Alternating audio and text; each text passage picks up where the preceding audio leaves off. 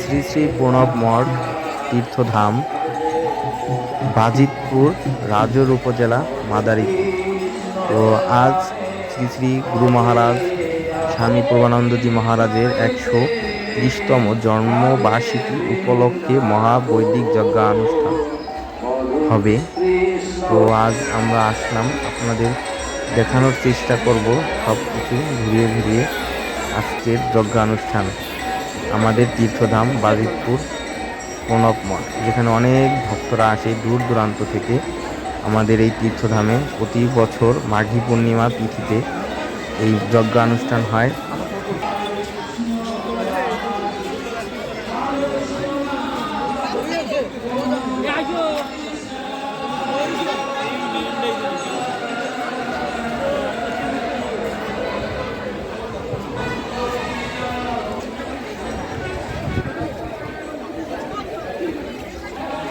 এই হচ্ছে গুরু মহারাজ শ্রী প্রভানন্দজি মহারাজ, এখানে বসে তিনি ধ্যান করতেন। আর এটি হচ্ছে মাটির নিচে মন্দির, যেখানে বসে গুরু মহারাজ ধ্যান করতেন এবং শিবের আরাধনা করতেন। আর শ্রী গুরু মহারাজের কিছু গুরুত্বপূর্ণ বাণী। এটা হচ্ছে আমাদের গুরু মহারাজের সমাধি, যেখানে গুরু মহারাজকে সমাধি করা হয়েছিল। শ্রী প্রভানন্দজি মহারাজের সমাধি আপনারা দেখুন। এই হচ্ছে গুরু মহারাজ স্বামী প্রভানন্দজি মহারাজ, যার নাম প্রণব। আর এই প্রণব মঠ তীর্থধাম এটি বাজিতপুরে। সারা বিশ্বের এবং বাংলা এবং ভারতবর্ষের মানুষ এই গুরু মহারাজকে চিনেন এবং তার আরাধনা করে থাকেন, তাকে পূজা অর্চনা করে থাকেন এই দুই এপার ওপার বাংলার সনাতনীরা।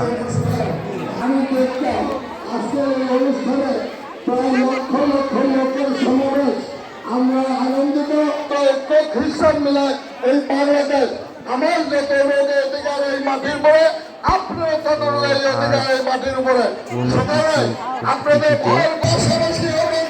একটার সময় এই যে এইখানে মহাযজ্ঞানুষ্ঠান, বৈদিক শান্তি যজ্ঞ। আগেকার দিনে যখন দেবদেবীরা ছিল না, তখন এই বৈদিক যজ্ঞানুষ্ঠানের মাধ্যমে ভগবানকে ডাকা হতো।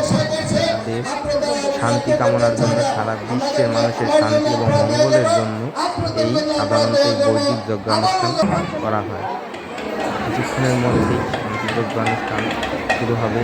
মন্ত্র, বেদ, পুরাণ থেকে পাঠ করে এই বৈদিক যজ্ঞানুষ্ঠান অগ্নিকে আহ্বান জানানো হবে।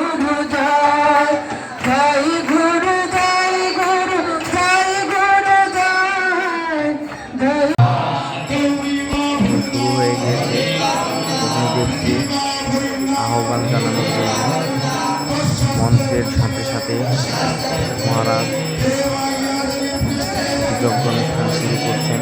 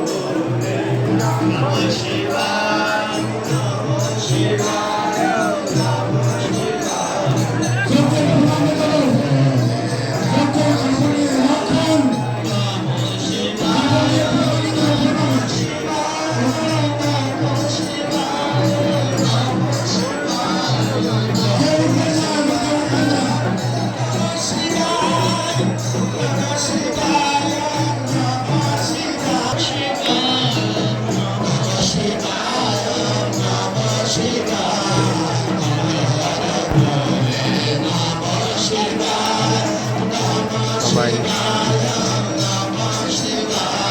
প্রতি বছরই আমাদের এই মাঘী পূর্ণিমা উপলক্ষে যজ্ঞানুষ্ঠান হয় এবং যজ্ঞানুষ্ঠান শেষে ভক্তদের সেবা করানো হয়, প্রসাদ খাওয়ানো হয়।